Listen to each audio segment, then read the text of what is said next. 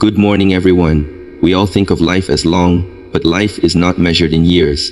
It is measured in moments, moments of awareness, moments of presence, moments when we are truly alive. And yet, so often, life slips through our fingers while our minds are elsewhere. Most of us spend our days either trapped in the past or chasing the future, forgetting that the only place life exists is now. The past is a place we visit too often. It steals our life through regret, through clinging to mistakes, to failures, to moments that no longer exist. We replay conversations, relive failures, and obsess over what we wish had been different. We confuse memory with identity, believing that we are defined by what has already happened. Yet no matter how much we dwell on the past, we cannot rewrite it. We cannot undo words spoken, decisions made, or opportunities lost. The past is a teacher, not a home. It exists to guide us, to show us patterns, to reveal lessons hidden in pain or triumph. But it cannot provide comfort if we insist on living there. When we cling to what has been, we lose the present. We sacrifice the energy and attention required to act today for a shadow that has already passed. Learning from the past is wisdom. Living in the past is suffering. The future, on the other hand, steals our life through fear and anticipation. We build castles in the air, imagining outcomes that may never come, worrying about what might happen, and postponing our happiness. I will be calm when, I will be successful when, I will be enough when, we tell ourselves. But the future is never here until it becomes now. It is not a destination to arrive at, but a direction that guides our choices today. Anxiety is the price we pay for living ahead of ourselves, constantly trying to control what cannot yet be controlled. The future should inspire action, not steal our moments. It should be a compass, not a cage. The present is the only place where life truly happens. This moment, this breath, this heartbeat, this sensation, this thought, is the only reality we ever have. Life unfolds in the now, and yet we give it away, trading it for memories or worries. The present is where action is possible, where growth occurs, and where experience is real.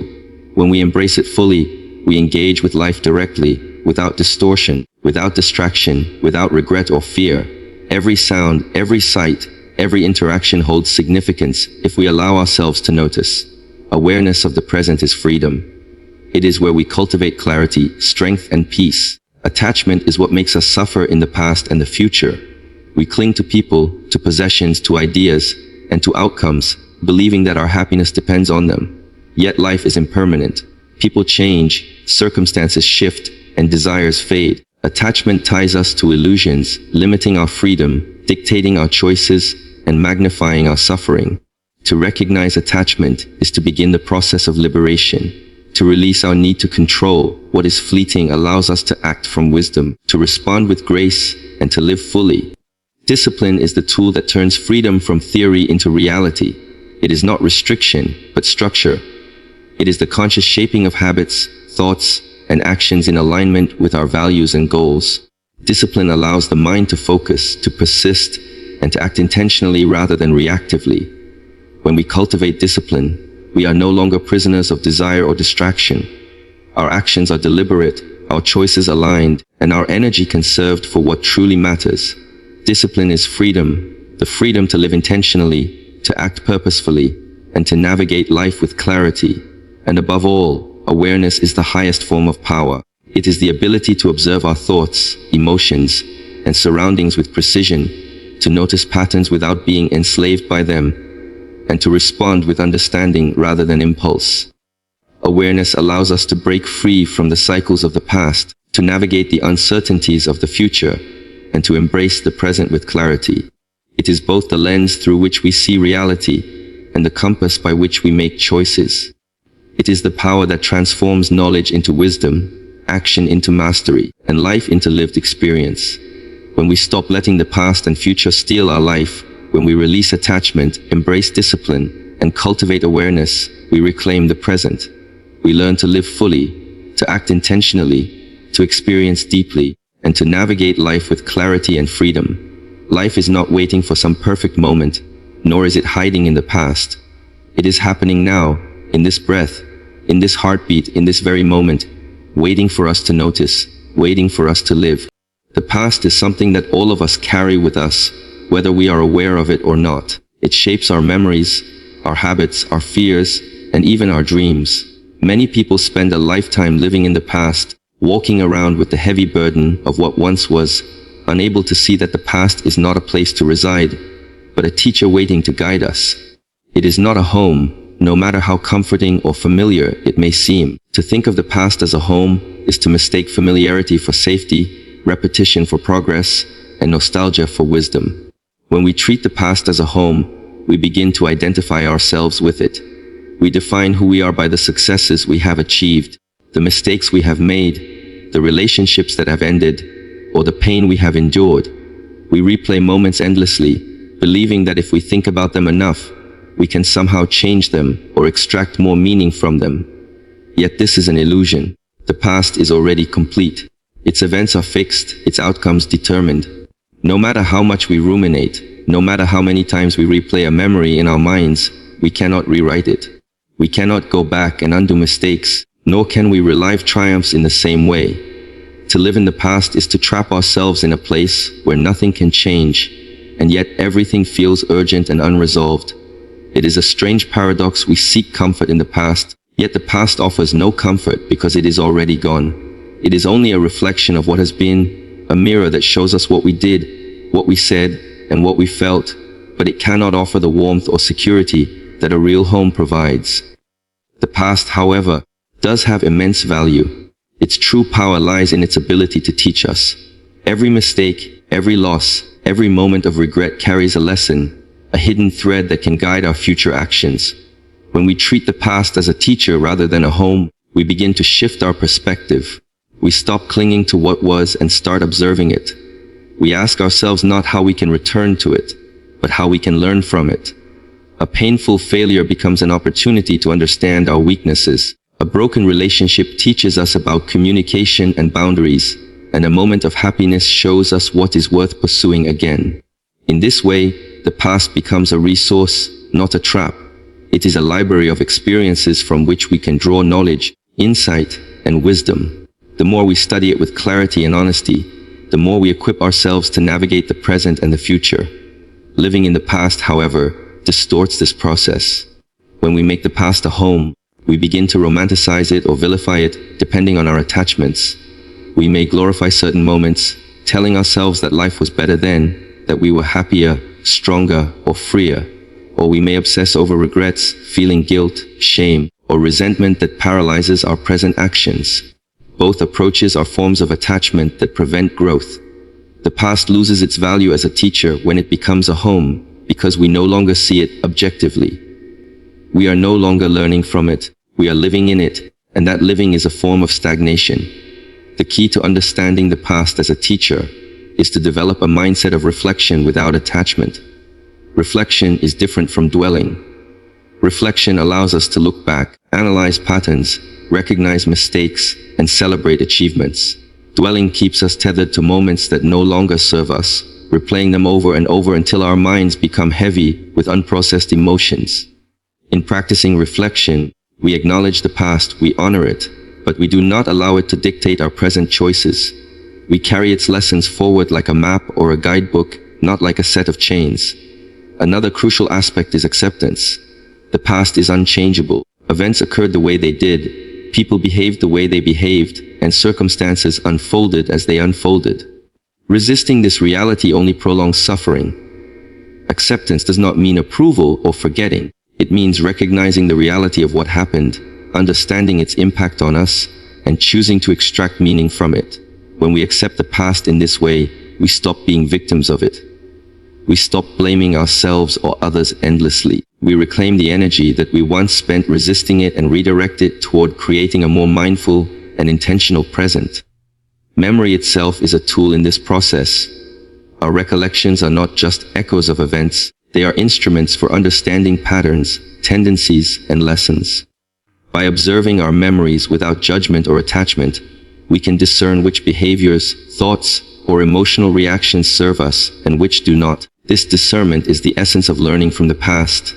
The past also teaches humility. It reminds us that we are human, that we are fallible, and that mistakes are not failures but opportunities for growth.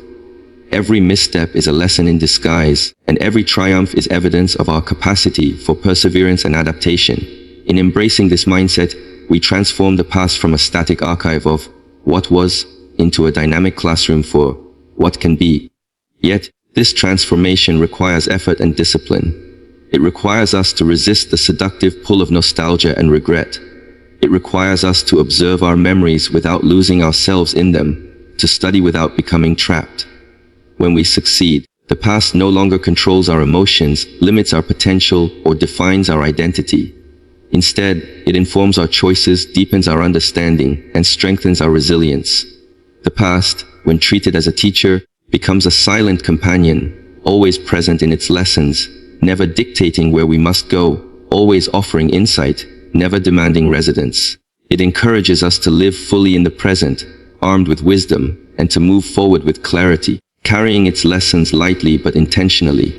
The future is a concept that occupies much of our mental energy, yet it is often misunderstood. Many people treat the future as a destination, a place they must arrive at, as if life is a journey with a final stop where everything will finally make sense or where happiness will finally be secured. This belief creates a constant tension within us, a perpetual dissatisfaction with the present, because no matter how much we plan, the future never exists until it becomes now. To treat the future as a destination is to place the value of life in a moment that has not yet arrived, a moment that cannot yet be controlled. The danger of this mindset is that it robs us of the only place where life truly exists, the present.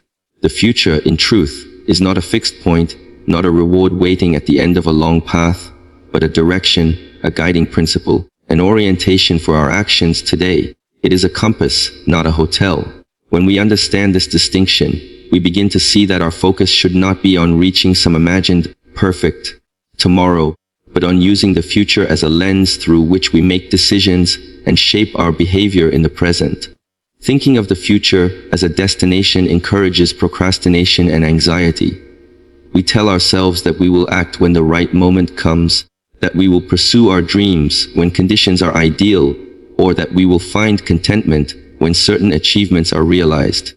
Yet the right moment never exists independently of the present, and conditions are rarely ideal. By postponing life to a future destination, we surrender the present moment, which is the only time we actually have. On the other hand, seeing the future as a direction changes everything. When we view it as a direction, the future becomes a tool for navigation rather than a place to arrive. It guides our choices, informs our priorities, and shapes our intentions, but it does not consume our attention with imagined scenarios or endless worry. It provides focus without obsession, purpose without pressure. Direction implies movement and alignment, not a fixed endpoint. It reminds us that the quality of our life is determined by the steps we take now, not by the hypothetical outcomes we hope to reach. Every decision, every action, every habit can be measured against the direction we want our life to follow. This approach encourages responsibility and mindfulness because it emphasizes that the present is where influence occurs. While the destination may be unknown or unattainable in its imagined form, the path itself is real, and the steps we take along it matter immensely. Anxiety about the future comes from a desire to control what cannot yet be controlled. We fear uncertainty, imagine worst-case scenarios, or attempt to micromanage outcomes that are beyond our grasp. Yet uncertainty is not a threat to life. It is life itself. By shifting our perspective from the future as a destination to the future as a direction, we acknowledge that uncertainty is inevitable but manageable. It does not paralyze us, it simply provides context in which we learn to adapt, to adjust our course, and to cultivate resilience. Planning is valuable, but it must be balanced with flexibility. Plans are expressions of direction, not guarantees of arrival. They are sketches of potential pathways, not fixed promises. A person who treats the future as a direction can plan, prepare, and act with intention while remaining responsive to the unfolding reality of life. This mindset allows for creativity, spontaneity, and joy, because the focus shifts from rigid outcomes to thoughtful engagement with the present. Viewing the future as a direction also encourages long-term thinking without obsession.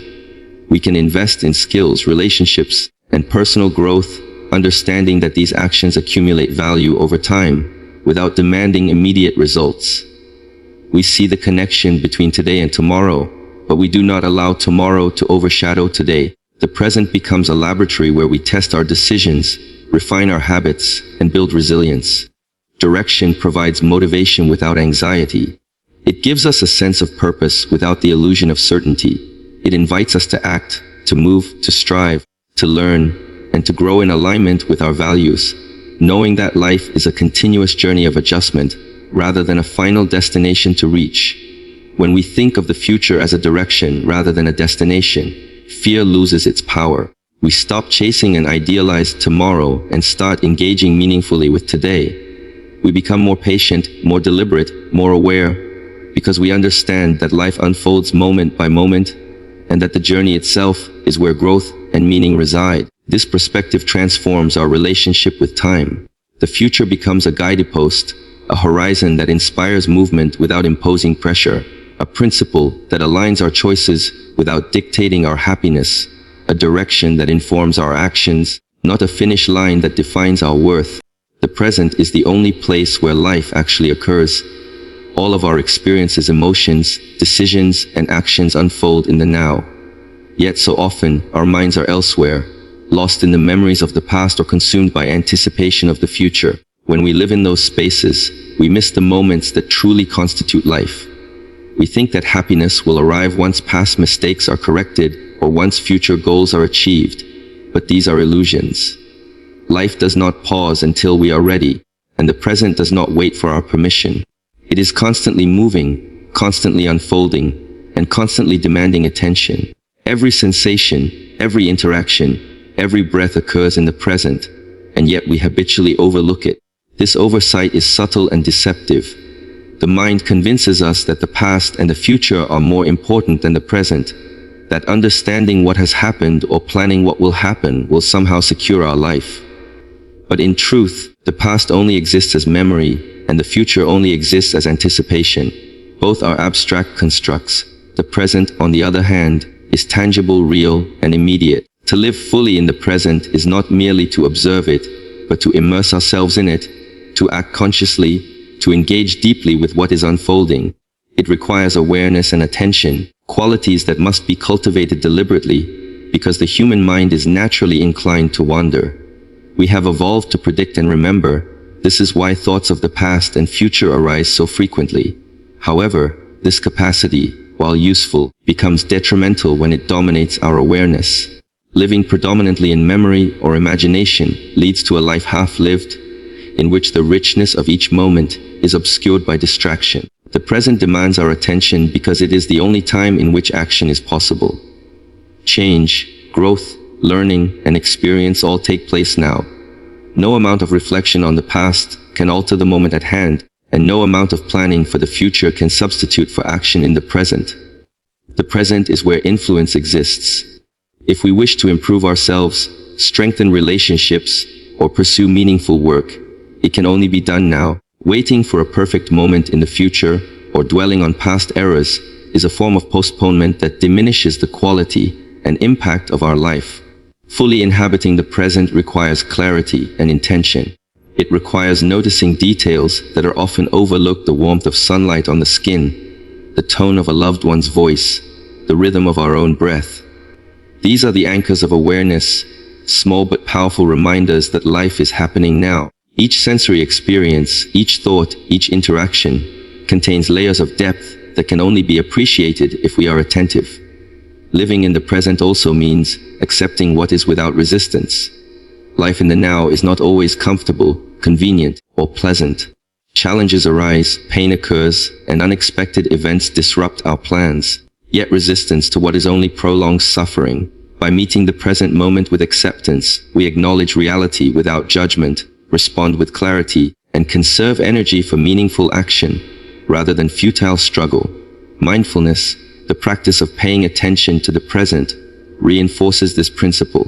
It teaches us to observe thoughts and emotions without becoming entangled in them, to witness sensations without clinging, and to act with deliberate intention rather than impulsive reaction.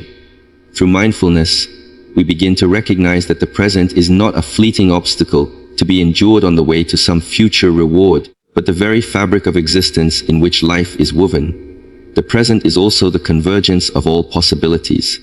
While the past is fixed and the future uncertain, the present holds the potential for change, creation, and decision. Every choice made now shapes the trajectory of our life. Habits are formed in the present, relationships are nurtured or neglected in the present, and opportunities are seized or lost in the present. This realization imbues each moment with significance and responsibility. By embracing the present fully, we also cultivate gratitude and contentment. When we stop chasing what has been or what might be, we notice what is. Simple acts, a conversation, a walk, a meal, a breath, take on new meaning. We develop a deeper appreciation for life itself, recognizing that the ordinary and the mundane are the true arenas in which life unfolds. Engagement with the present transforms our experience from passive observation to active participation. Life becomes dynamic rather than deferred, alive rather than imagined, rich rather than theoretical. In this state, fear and anxiety diminish because worry about the past or future loses its grip. We respond to circumstances as they are, rather than as we imagine them to be. Action is clearer, relationships are more authentic, and understanding deepens. The present is the canvas on which all aspects of life, learning, growth, love, creativity, and purpose, are painted. It is immediate, accessible, and irreplaceable. To live in the present is to reclaim time that is otherwise lost to wandering thoughts, regrets, and projections. It is to experience life directly, to honor each moment, and to engage fully with the only reality that truly exists. Attachment is one of the most subtle and powerful forces shaping human experience, yet it often operates without our conscious awareness. It is the invisible thread that binds us to people, possessions, ideas, memories, and expectations, giving the illusion of security and permanence. From the moment we are born, we form attachments to our caregivers, to familiar routines, to comfort and safety. These early attachments serve a vital purpose, ensuring survival and providing a foundation for emotional development. However, as life progresses, attachment extends beyond necessity and begins to dictate our mental and emotional states. When we cling to people, circumstances, or outcomes, we create vulnerability to suffering. The essence of attachment is the belief that happiness, peace, or fulfillment depends on external factors. We attach ourselves to outcomes, the desire for success, recognition, wealth, or social approval. We attach ourselves to objects, homes, possessions, and symbols of status or achievement. We attach ourselves to people, family, friends, lovers, and even mentors, hoping that they will remain unchanged and provide consistent support or validation. And we attach ourselves to ideas and identities, telling ourselves that we are defined by our past experiences, our roles, or the labels we adopt. Each attachment carries the potential for suffering, because life is impermanent. People change, circumstances shift, and objects decay. The very nature of existence is constant flux. When we resist this reality and insist on permanence, we set ourselves up for disappointment, frustration, and distress. The suffering generated by attachment is often invisible at first. We do not always recognize it as the cause of our discomfort. It manifests as anxiety over loss, fear of change, longing for what is no longer present, or obsessive concern over what might be.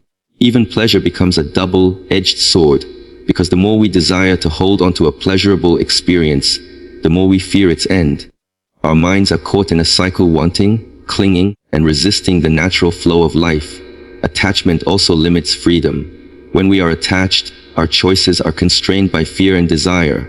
We act to protect what we cling to, rather than acting from wisdom or clarity. Decisions are no longer based on reality, but on the perceived need to maintain or secure the objects of our attachment. This can lead to controlling behavior, possessiveness, and conflict in relationships, as well as internal struggles such as guilt, resentment, and jealousy. The mental energy consumed by attachment is immense. It distracts us from the present moment, from meaningful engagement with life as it is, and from cultivating inner resilience. We expend our attention maintaining illusions of control, reliving past losses, and worrying about potential future threats. In this sense, attachment is not merely an emotional state, it is a form of mental bondage, subtly robbing us of clarity, peace, and freedom.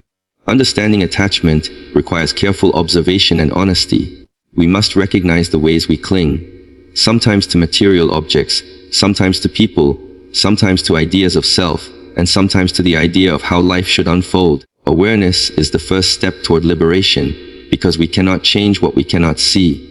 Once we see attachment clearly, we can begin to loosen its grip through practice, reflection, and mindful choice. One effective approach is cultivating non-attachment, which is not the same as indifference. Non-attachment is the ability to engage fully with life, to care deeply, and to act responsibly without clinging to outcomes or resisting change. It allows us to love without possessiveness, to work without obsession, and to experience joy without dependency. Non-attachment encourages flexibility, resilience, and openness. It does not deny the natural bonds we form or the emotions we feel.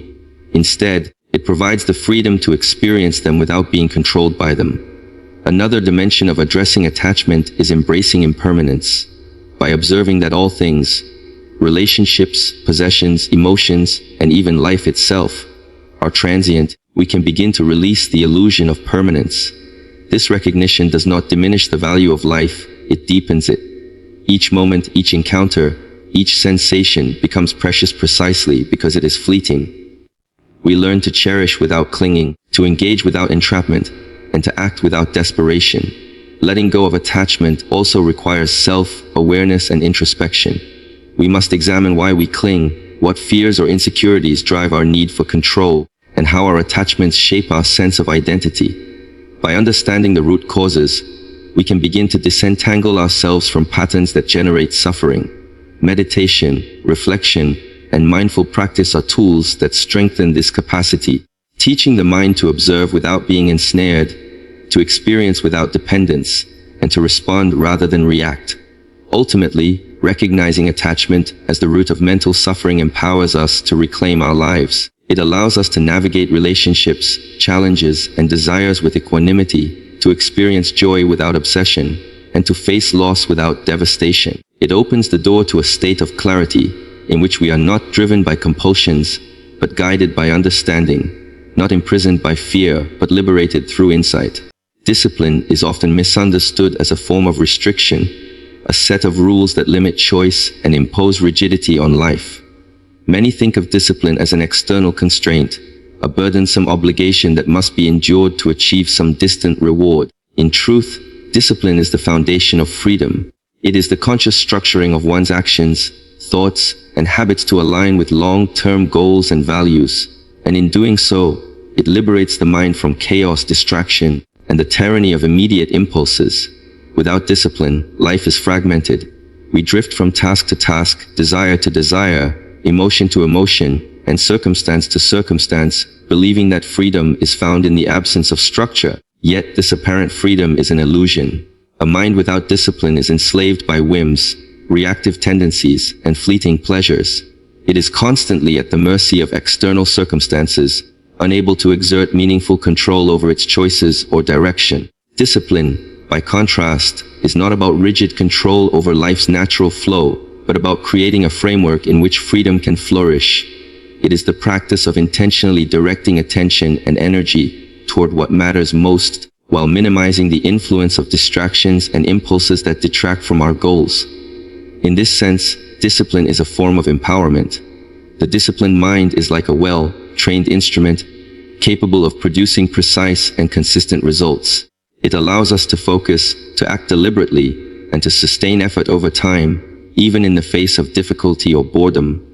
Habits are the building blocks of discipline, and disciplined habits reduce the mental load required to navigate daily life. When discipline is internalized, decisions that once consumed energy and attention become automatic. Waking up early, exercising, completing work, practicing skills, and maintaining relationships no longer feel like burdens to be wrestled with. They become natural extensions of an organized mind. This creates a remarkable paradox. The more structured our internal world becomes, the more external freedom we experience. When the mind is disciplined, it is not trapped by distractions, emotions, or impulsive desires. It can choose its focus, determine its actions, and respond to life intentionally rather than reactively. The disciplined person is free to pursue meaningful work, explore creative ideas, and engage in relationships without being held hostage by undisciplined habits or compulsions. Discipline also cultivates patience and resilience, the ability to persist through discomfort, to delay gratification, and to maintain consistency in effort allows us to navigate challenges without surrendering to frustration or despair. Each act of discipline strengthens the mind, reinforcing self-control and expanding capacity for endurance. This is freedom in its truest form, the freedom to act from choice rather than impulse, the freedom to prioritize what truly matters, rather than being enslaved by the trivial or urgent, the freedom to shape one's life according to principles rather than circumstances. Moreover, discipline creates clarity. When the mind is cluttered with chaos, indecision, or inconsistent habits, it is difficult to see the path forward. Discipline organizes thought, establishes routines, and cultivates focus, allowing us to perceive opportunities, recognize challenges, and make decisions with confidence. Freedom is not merely the absence of restriction, it is the presence of capability. The disciplined mind possesses this capability, the ability to respond effectively to life, rather than being buffeted by chance or distraction. Another critical aspect of discipline is that it aligns action with values. Without discipline, there is a gap between intention and behavior. We may desire health, knowledge, integrity, or creativity, but without consistent practice and effort, these remain abstract ideals. Discipline bridges this gap, translating intention into action and action into results. In doing so, it allows us to live authentically, to express our potential, and to realize our aspirations. The process of cultivating discipline requires self-awareness, commitment, and practice. It is not imposed from the outside but developed from within, through deliberate choices and repeated effort. Small acts of discipline, repeated consistently, accumulate into lasting habits that shape character and destiny. This cumulative effect demonstrates the liberating power of discipline. By mastering small areas of life, we gain mastery over larger ones. In essence, discipline is the scaffolding that supports freedom. Without it, freedom is fleeting, fragile, and illusory, dependent on circumstance and whim. With it, freedom becomes sustainable, robust, and genuine. It allows us to navigate life with purpose, clarity, and agency. Discipline frees us from the chaos of distraction, the tyranny of impulse, and the uncertainty of unpreparedness, creating a life in which we are not merely reactive participants, but intentional creators, capable of pursuing our highest potential. Awareness is a form of power that is often underestimated because it is subtle, invisible, and entirely internal.